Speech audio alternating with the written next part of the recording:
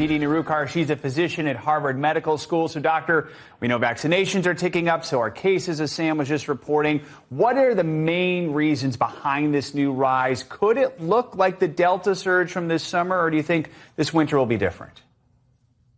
You know, Joe, I'm worried that this winter particularly may be worse.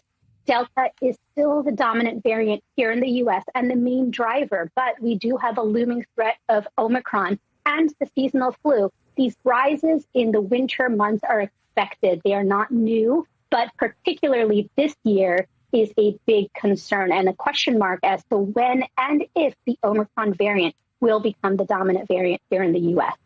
And doctor, let's talk about that last stat that we just heard there from Sam about kids. 133,000 kids testing positive for COVID just last week. Now, we don't know if any of those were from this new Omicron strain, but do doctors have any idea of how this variant could impact children? That is the big question, Savannah. In Pretoria, the epicenter of the Omicron variant, they've seen about 10 to 20% of hospitalizations being kids, and that's worrisome. But we're not sure yet if those kids are being hospitalized for COVID or if it's an incidental finding and they're going to the hospital for another reason. We do not expect the Omicron variant to necessarily be different in terms of symptoms compared to Delta. But as we've already learned, that kids are a largely unvaccinated group, so they are particularly at risk. So if your child is over the age of 5, please vaccinate. The urgency couldn't be greater. And if they're under 5, really aim to ensure that all adults around them are vaccinated.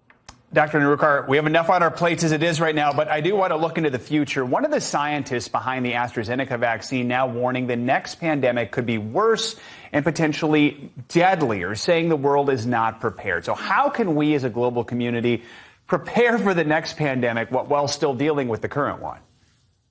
That is the million-dollar question, Joe. You know, for the next pandemic, it is not a matter of if, but when. We hope that the lessons learned during the COVID pandemic can help us navigate this next pandemic when it occurs. But we have so much more work to do. We know that global coordination has been shoddy, and particular nations haven't had the best response, including the U.S. So we have much more work to do for that next pandemic. Dr. Aditi Nerurkar, thank you so much. Appreciate it.